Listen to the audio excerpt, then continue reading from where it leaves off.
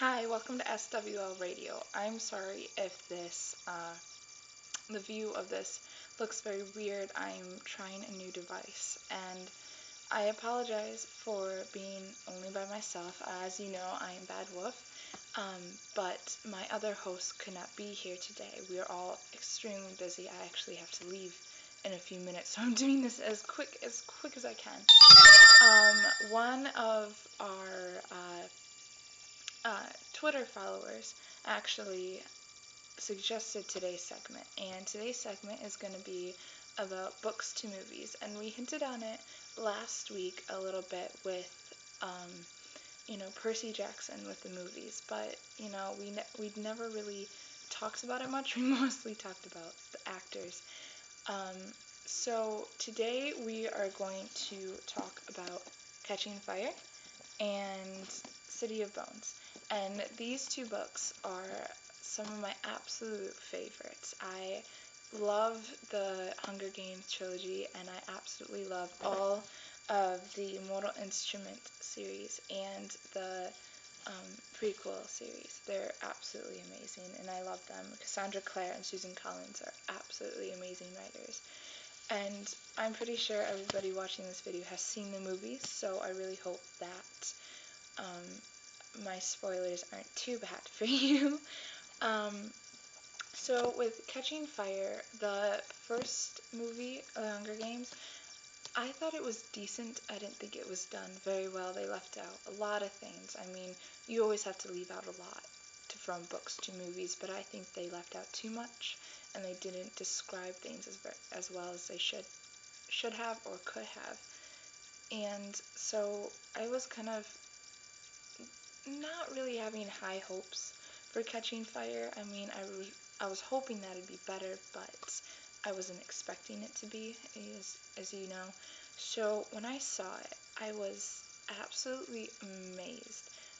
Catching Fire is probably one of the best books to movies, and whenever somebody asks me about um, Catching Fire to the movie, and they ask me what I think about it, I always tell them that, the only thing I can say about it is that the book has more detail. I think that they did an amazing job, and the casting was perfect. Um, and definitely with today's technology, with the CG and the special effects we are able to do, is helped it so much. And the moments that were supposed to be powerful were very powerful, and the moments that were supposed to be sweet were sweet, and I just think it was absolutely amazing.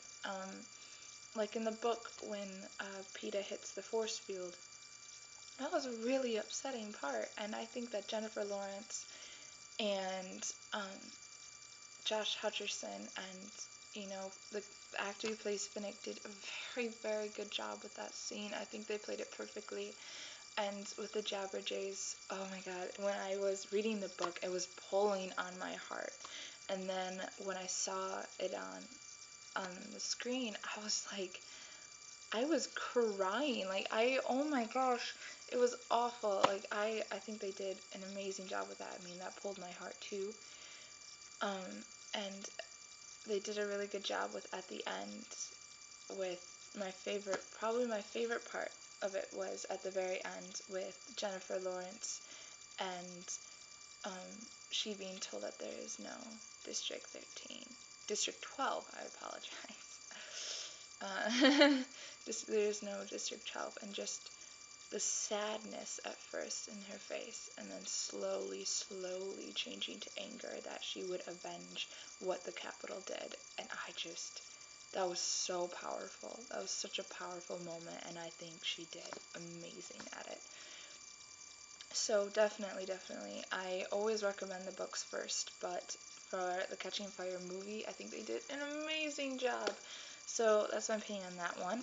And then for City of Bones, I love these books. They are absolutely amazing. I have so many ships and OTPs, and it's bad. It's bad. But I absolutely adore these books. My friend in 7th grade started reading them, and I was asked her what they were about, and she started telling me and everything, and I was like, I was pretty interested into it, I guess. And so I got the book. I actually found this very book at Goodwill for like 50 cents, and I got it in 8th grade, and I started reading it, and I loved it. I read it um, front to back twice before I got the second one, and it was amazing. Like, the angst between Clary and Jace that's pretty angsty, and then just the detail in it, it was wow. And um, there's one part that's always like jumps out at me, like when I was reading it, I had the biggest crush on Alec. Like, that crush you get on book characters? Yeah, I had that on Alec. And then, out of nowhere, just jumping out of nowhere, Clary asks Isabel if he's gay. And she's like, oh, yes, just don't tell anyone. I'm like, there was no hint at all. I was like, what? It was devastating. Um, but oh gosh, whew, it still like shocks me now, but I'm really happy that, he has Magnus and then he doesn't have Magnus and then, and for people who haven't read the books, oh my god, you have to. They're absolutely amazing. There's so many twists, and you have to really pay attention or it's gonna like swoop right under you and you don't know what happened. And then it's she does such a good job with like describing things and the detail she goes into, and then the character development is absolutely extraordinary, and I love it. And then with the City of Bones movie, um, I didn't get to see it in theaters. I actually saw it on my laptop, and I heard reviews about it, but I still wanted to see it because it was one of my favorite books.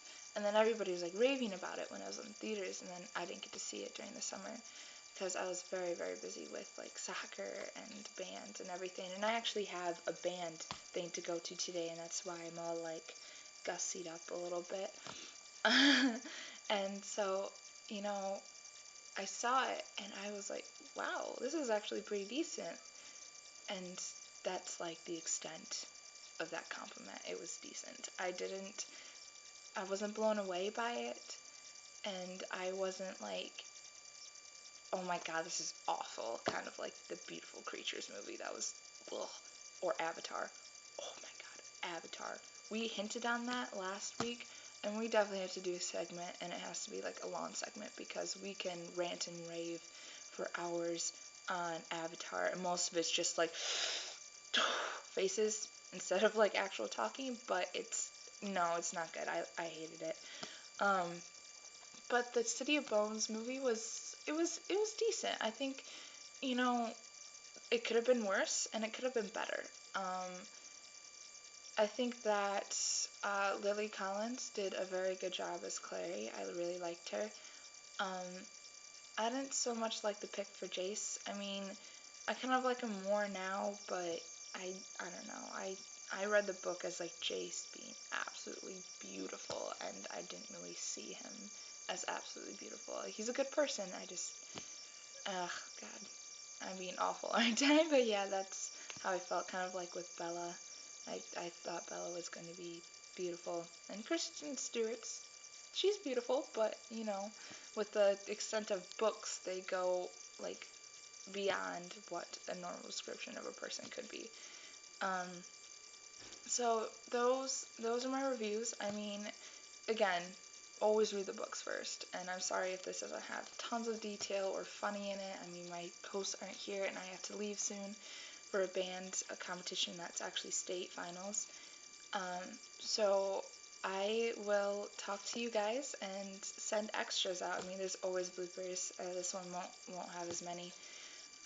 But there's still bloopers from last week. Oh my gosh, we had to film so many different things.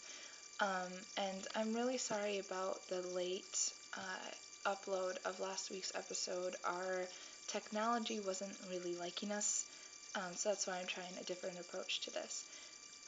But thank you for listening, and Bad Wolf out. So tune in next week for our next episode of SWL Radio. Bye.